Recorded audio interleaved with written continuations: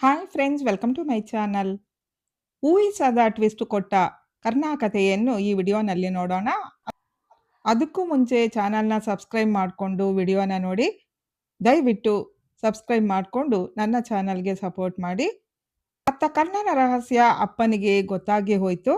ಇತ್ತ ಅಮ್ಮನ ಜಾಡು ಹಿಡಿದು ಹೊರಟ ಮಗನಿಗೆ ದೊಡ್ಡ ಆಕ್ಸಿಡೆಂಟೇ ಆಗಿದೆ. ರಮೇಶ್ ಮಾಲತಿ ಡಿವೋರ್ಸ್ ಪ್ರಕರಣವು ಹೊಸ ತಿರುವು ಪಡೆದುಕೊಂಡಿದೆ. ತನ್ನ ಹೆತ್ತವರ ಕುರಿತು ಸತ್ಯದ ಜಾಡು ಹಿಡಿದಿರುವ ಕರ್ಣನಿಗೆ ರಮೇಶ್ನ ನಿಜ ಸ್ವರೂಪದ ಬಗ್ಗೆ ಅನುಮಾನ ಮೂಡಿದೆ. ಹೆತ್ತಮ್ಮ ಮತ್ತು ಸಾಕಿದ ತಾಯಿಯ ನಡುವೆ ಈಗ ಕರ್ಣ ಯಾವ ನಿರ್ಧಾರ ತಗೊಳ್ತಾರೆ ಅನ್ನೋದು ಕಾದು ನೋಡಬೇಕಾಗಿದೆ. ಸದ್ಯಕ್ಕೆ ಈ ಕಥೆಯಲ್ಲಿ ಮಾಲತಿ ಮತ್ತು ರಮೇಶ್ ಡಿವೋರ್ಸ್ ಪ್ರಕರಣ ನಡೀತಾ ಇದೆ. ಮಾಲತಿ ಇಲ್ಲದೆ ರಮೇಶ್ಗೆ ಪೇಚಾಟ ಶುರುವಾಗಿದೆ. ಎಲ್ಲದಕ್ಕೂ ಪತ್ನಿಯ ಮೇಲೇನೆ ಅವಲಂಬಿತ ಆಗಿರೋ ರಮೇಶ್ಗೆ ಏನು ಮಾಡೋದಕ್ಕೂ ಕಷ್ಟ ಆಗ್ತಿದೆ. ಇದನ್ನೇ ಮನೆಯಲ್ಲಿ ಎಲ್ಲರೂ ಬಯಸಿದ್ದು ಕೂಡ. ಆದರೆ ಪದೇ ಪದೇ ಡೈವರ್ಸ್ ಬಗ್ಗೆ ಮಾತನಾಡ್ತಾ ಇರೋ ತಂದೆ ಮೇಲೆ ಕರ್ಣನಿಗೆ ಅನುಮಾನ ಬಂದಿದೆ. ಇದ್ದಕ್ಕಿದ್ದ ಹಾಗೆ ಸೀತಾಳ ಬಗ್ಗೆ ಅನುಮಾನ ಹೆಚ್ಚಾಗಿದೆ.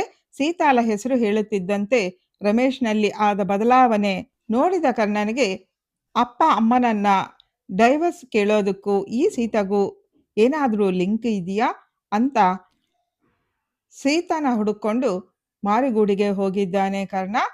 ಅದೇ ಸೀತಾ ಅಂದರೆ ಭುವನೇಶ್ವರಿ ತನ್ನ ಹೆತ್ತಮ್ಮ ಅನ್ನೋದು ಕರ್ಣನಿಗೆ ಗೊತ್ತಿಲ್ಲ. ಮಾರುಗೂಡಿ ಶಿವನ್ನ ಕರ್ಣನಿಗೆ ಸಾಥ್ ಕೊಟ್ಟಿದ್ದಾರೆ. ಮಾರುಗೂಡಿಗೆ ಬಂದ ಕರ್ಣನಿಗೆ ಏನು ಸಮಸ್ಯೆ ಕರ್ಣ ಸರ್? ಏನೋ ಅರ್ಜೆಂಟ್ ಕೆಲಸ ಮಾರುಗುಡಿನಲ್ಲಿ ಇದೆ ಅಂತ ಹೇಳಿದ್ರಿ, ಹೇಳಿ ಸರ್ ಅಂತ ಕೇಳಿದ ಶಿವಣ್ಣನಿಗೆ ಸೀತಾ ಅನ್ನೋರು ಈ ಊರಲ್ಲಿ ಒಬ್ರಿದ್ರಂತೆ. ಅವರಿಗೂ ನಮ್ಮ ಅಪ್ಪ ರಮೇಶ್ಗೂ ಒಂದು ರೀತಿ ಸ್ನೇಹದ ಸಂಬಂಧ ಇತ್ತಂತೆ. ಆ ಸಂಬಂಧ ಯಾವ ಮಟ್ಟಿಗೆ ಹೋಗಿದೆ ಅನ್ನೋದು ನಾನು ತಿಳ್ಕೋಬೇಕಾಗಿದೆ ಅಂತ ಕರ್ಣ ಹೇಳಿದ್ದಾರೆ. ಓ, ಅದಾ ವಿಷಯ? ನಿಮ್ಮಪ್ಪನಿಗೆ ಹಳೆ ಲವರು ಅಂತ ಹೇಳಿ, ಬನ್ನಿ ಎಲ್ಲ ಇನ್ಫಾರ್ಮೇಷನು ಕಲೆಕ್ಟ್ ಮಾಡೋಣ ಅಂತ ಸೀತಾ ರಮೇಶ್ ಓದಿರೋ ಸ್ಕೂಲಿಗೆ ಕರ್ಕೊಂಡು ಹೋಗಿದ್ದಾರೆ ಶಿವಣ್ಣ. ಅಲ್ಲಿ ರಮೇಶ್ ಸೀತಾ ಡೀಟೇಲ್ಸ್ ಸಿಕ್ಕಿದೆ. ಇದರಲ್ಲಿ ಬರೆದಿರೋ ಅಡ್ರೆಸ್ ಪ್ರಕಾರ ಸೀತಾ ಅವರು ಇರೋ ಮನೆ ಯಾವುದು ಅಂತ ಗೊತ್ತಾಗಿದೆ. ಬನ್ನಿ ಕರ್ಣ ಸರ್, ಕರ್ಕೊಂಡು ಹೋಗ್ತೀನಿ ಅಂತ ಶಿವಣ್ಣ ಕರ್ಣನನ್ನ ಕರ್ಕೊಂಡು ಹೋಗಿದ್ದಾರೆ. ಆದರೆ ಆ ಮನೆಗೆ ಬೀಗ ಹಾಕಿದೆ. ಅಲ್ಲಿ ಒಬ್ಬ ಮುದುಕಿನ ವಿಚಾರಿಸಿದಾಗ ಸೀತಾ ಅನ್ನೋರು ಈ ಮನೆಯಲ್ಲಿ ಮುಂಚೆ ಇದ್ರು.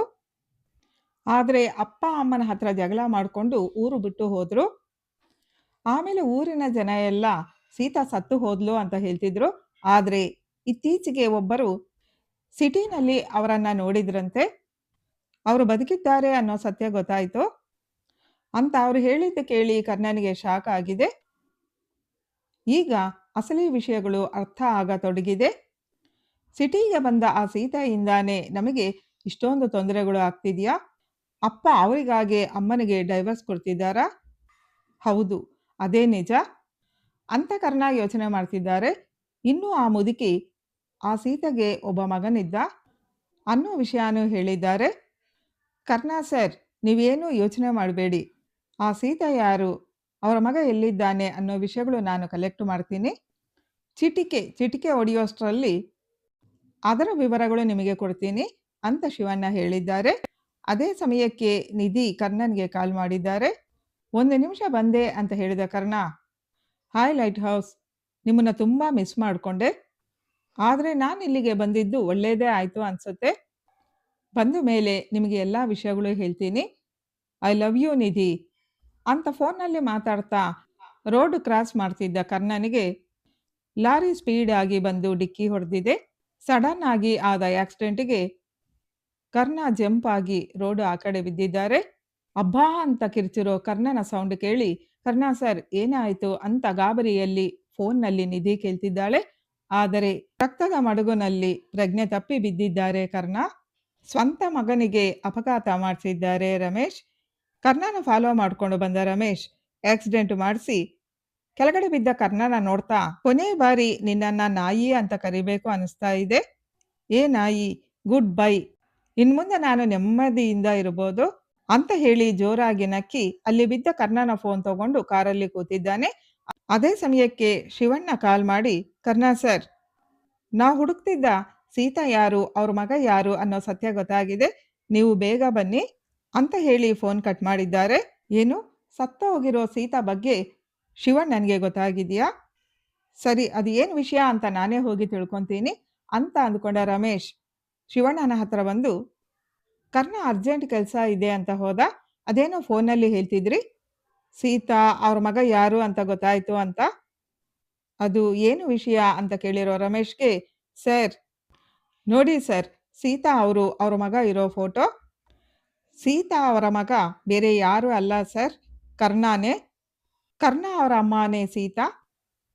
ಈಗಷ್ಟೇ ಎಲ್ಲ ವಿಷಯಗಳು ಗೊತ್ತಾಯ್ತು ಅಂತ ಖುಷಿಯಿಂದ ಶಿವಣ್ಣ ಹೇಳಿದ್ದಾರೆ. ಅದನ್ನ ಕೇಳಿರೋ ರಮೇಶ್‌ಗೆ ಸಿಡಿಲು ಬಡ್ದಂತಾಗಿದೆ. ಆ ಮಗನ ಜೀವ ನಾನೇ ಬಲಿ ತಗೊಂಡ್ನಾ?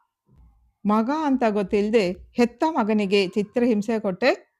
ಅಯ್ಯೋ ಕರ್ಣ ಅಂತ ಕಣ್ಣೀರು ಹಾಕ್ತಾ ಆಕ್ಸಿಡೆಂಟ್ ಆದ ಜಾಗಕ್ಕೆ ಓಡೋಡಿ ಬಂದಿದ್ದಾರೆ ರಮೇಶ್. ಕರ್ಣ ಕರ್ಣ ಅಂತ ಕರ್ಣನ್ಗಾಗಿ ಹುಡುಕಿದ್ದಾರೆ. ಆಮೇಲೆ ಆಕ್ಸಿಡೆಂಟ್ ಮಾಡಿದ ಡ್ರೈವರ್ಗೆ ಕಾಲ್ ಮಾಡಿ ಕರ್ಣನ ಬಗ್ಗೆ ವಿಚಾರಿಸಿದ್ದಾರೆ. ಇನ್ನೆಲ್ಲಿ ಕರ್ಣ? ನಾವು ಮಾಡಿದ ಆಕ್ಸಿಡೆಂಟ್ಗೆ ಉಸಿರು ಯಾವಾಗಲೋ ಮೇಲೆ ಹೋಗಿರುತ್ತೆ. ರೋಡಲ್ಲಿ ಬಿದ್ದ ಅವನನ್ನ ಆಂಬ್ಯುಲೆನ್ಸ್ ಹಾಸ್ಪಿಟಲ್ಗೆ ಕರ್ಕೊಂಡು ಹೋಯ್ತು ಅಂತ ಡ್ರೈವರ್ ಹೇಳಿದ್ದು ಕೇಳಿ ರಮೇಶ್‌ಗೆ ದೊಡ್ಡ ಆಘಾತನೇ ಆಗಿದೆ. ಎಲ್ಲಾದ್ರೆ ಆಕ್ಸಿಡೆಂಟ್ ಆಗಿ ಕರ್ಣ ಬಿದ್ದಿದ್ನೋ ಅದೇ ಜಾಗದಲ್ಲಿ ಕೂತು, ಅಯ್ಯೋ ಕರ್ಣ, ನೀನು ನನ್ನ ಅಪ್ಪ ಅಂತ ಕರೆದಾಗ ಆ ರೀತಿ ಕರಿಬೇಡ ಅಂತ ಅಸಹ್ಯ ಪಟ್ಕೊಳ್ತಾ ಇದ್ದೆ. ಈಗ ನಿನ್ನ ಬಾಯಲ್ಲಿ ಅಪ್ಪ ಅಂತ ಕರೆಸ್ಕೋಬೇಕು ಅನ್ನೋ ಆಸೆ. ಆದ್ರೆ ಕರೆಯೋದಕ್ಕೆ ನೀನೇ ಇಲ್ವಲ್ಲ ಕರ್ಣ. ಎಂಥ ಪಾಪಿ ನಾನು. ಹೆತ್ತ ಮಗನ್ನೇ ಬಲಿ ತಗೊಂಡೆ. ನನ್ನ ಪಾಪಕ್ಕೆ ಪ್ರಾಯಶ್ಚಿತ್ತ ಇಲ್ಲ ಕರ್ಣ ಅಂತ ರೋಡಲ್ಲೇ ಕೂತ್ಕೊಂಡು ರೋದಿಸ್ತಾ ಇದ್ದಾರೆ ರಮೇಶ್. ಈ ಕಡೆ ಕರ್ಣ ಹಾಸ್ಪಿಟಲ್ಗೆ ಸೇರಿದ್ದಾನೆ. ಕರ್ಣ ಚೇತರಿಸಿಕೊಂಡು ಭುವನೇಶ್ವರಿಯೇ ತನ್ನ ಅಮ್ಮ ಅನ್ನೋದು ಕರ್ಣನ್ಗೆ ಗೊತ್ತಾದ್ರೆ ರಮೇಶ್ ತನ್ನ ಅಪ್ಪ ಅನ್ನೋದು ಗೊತ್ತಾಗುತ್ತೆ. ಆಗ ಮಾಲತಿ ಗತಿ ಏನು ಅನ್ನೋದು ಮುಂದಿನ ಪ್ರಶ್ನೆ ಆಗಿರುತ್ತೆ. ಈಗ ಕರ್ಣನ ಮುಂದೆ ಇದೆ ದೊಡ್ಡ ಅಗ್ನಿ ಪರೀಕ್ಷೆ. ತನ್ನ ಹೆತ್ತ ಅಮ್ಮ ಮತ್ತು ಅಪ್ಪನನ್ನ ಒಂದು ಮಾಡ್ತಾರಾ, ಅಥವಾ ತನ್ನನ್ನು ಜೀವಕ್ಕಿಂತ ಹೆಚ್ಚಾಗಿ ಪ್ರೀತಿಸ್ತಿರೋ ಸಾಕು ಅಮ್ಮ ಮಾಲತಿ ಮತ್ತು ರಮೇಶ್ ಒಗ್ಗಟ್ಟಾಗಿ ಇರುವಂತೆ ಮಾಡ್ತಾರಾ? ಏನ್ ಮಾಡ್ತಾರೆ ಕರ್ಣ ಅನ್ನೋದು ನೋಡ್ಬೇಕಾಗಿದೆ. ಸದ್ಯ ಯಾರು ಊಹಿಸದ ಟ್ವಿಸ್ಟ್ ಪಡೆದುಕೊಳ್ಳುತ್ತಿದೆ ಈ ಕತೆ. ಮುಂದೇನು ಮುಂದೇನು ಎನ್ನುವ ಕುತೂಹಲವನ್ನು ಕೆರಳಿಸ್ತಾ ಸಾಗ್ತಾ ಇದೆ. ಎಲ್ಲವೂ ಗೊಂದಲನೇ. ಹೆತ್ತಮ್ಮ ಸಾಕು ಅಮ್ಮ ಮಧ್ಯೆ ಕರ್ಣ. ತನ್ನ ಮಗ ಕರ್ಣ ಅನ್ನೋ ಸತ್ಯ ಗೊತ್ತಾದ ರಮೇಶ್ ಮುಂದಿನ ನಡವಳಿಕೆ ಹೇಗಿರುತ್ತೆ? ಇಷ್ಟು ದಿನ ದ್ವೇಷ ಸಾಧಿಸ್ತಿದ್ದ ರಮೇಶ್ ಇನ್ನು ಮುಂದೆ ಪ್ರೀತಿನ ತೋರಿಸ್ತಾರಾ? ಇವೆಲ್ಲವೂ ಮುಂದಿನ ಸಂಚಿಕೆಗಳಲ್ಲಿ ನೋಡ್ತಾ ಹೋಗೋಣ. Thanks for watching. Bye friends.